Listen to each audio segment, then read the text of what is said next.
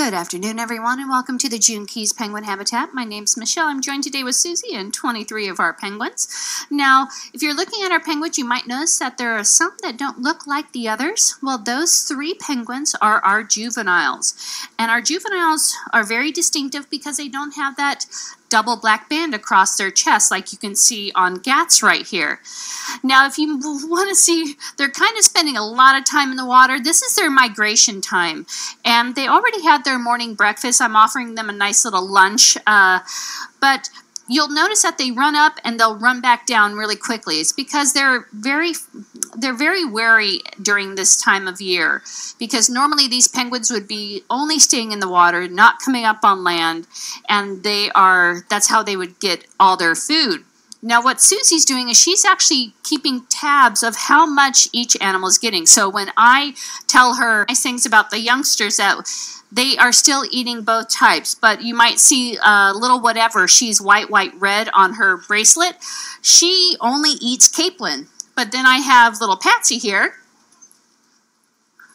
who will only eat herring. Now you'll notice that she's running with the fish, and I immediately go and pick that fish up if she drops it.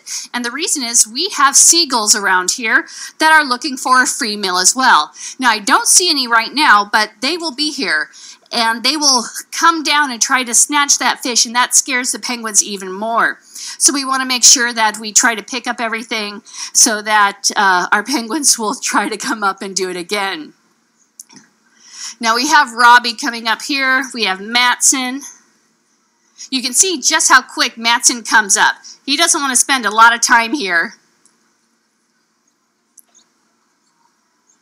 Matson got a herring.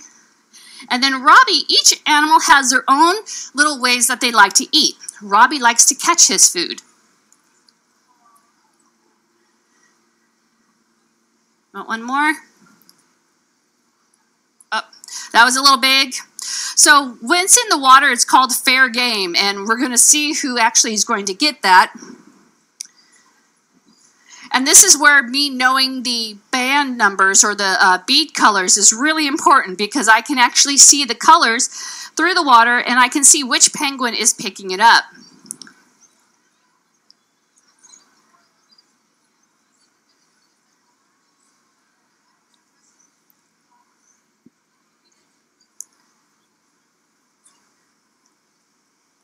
And sometimes the penguins just like to play with their food. They're a lot like feeding a 3-year-old. So sometimes they'll throw the food back at your face. Sometimes they'll take it. Sometimes they'll look at the food and just go, I can't believe you're asking me to eat this.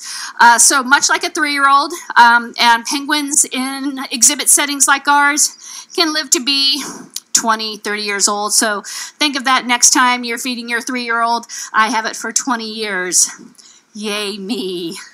No, I do love my job. It's one of the few jobs that you actually get to play with penguins. I develop a strong relationship with these animals that allows me to do a lot of neat things. You can see Gats is up here. We can do physicals on our birds just because of the relationship that we have with them. We do a lot of allopreening, so if we have a penguin that is not paired up, we will preen them just like their mate would preen them, and that allows them to still have that social bond. When we have chicks, we allow the parents to raise the chicks for a certain period of time, but then we need to pull the chicks because our exhibit is kind of graded into the water level. And so what happens is, if the chicks get a little too curious and come out, they can roll into the water, and that's not good for their health. So at around 20-25 days, we pull the chicks and put them in our nursery, and that's where we start bonding with them and teaching them that we feed them as well, not only their parents do. And pretty much once a chick is fledged, the parents have nothing more to do with that chick. And if you notice, my seagull friend just arrived.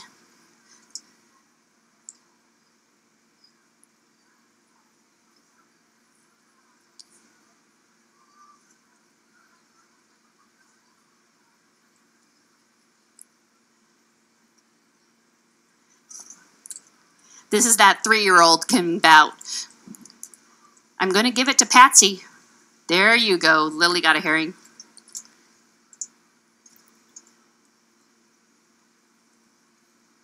We've had 13 chicks hatched here at the Aquarium of the Pacific. we have 23 total penguins.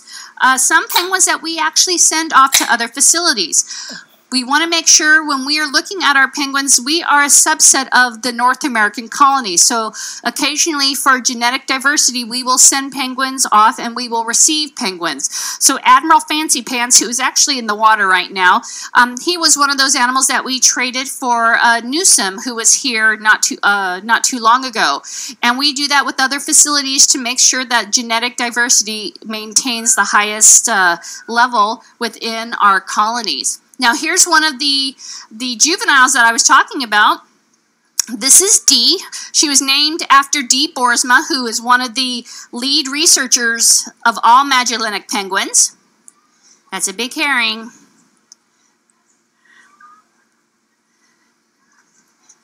And here is Whatever. She is actually our oldest penguin, but she is the one that only likes capelin.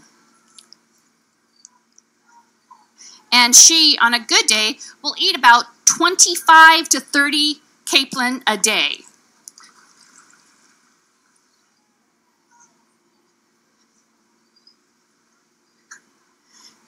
Come on, Astaire. Astaire got a herring. Now, they do swallow their food whole. Astaire just showed that to you.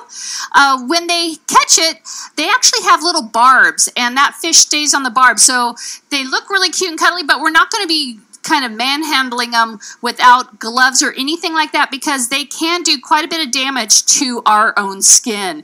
We don't have that really thick feather layer that they do.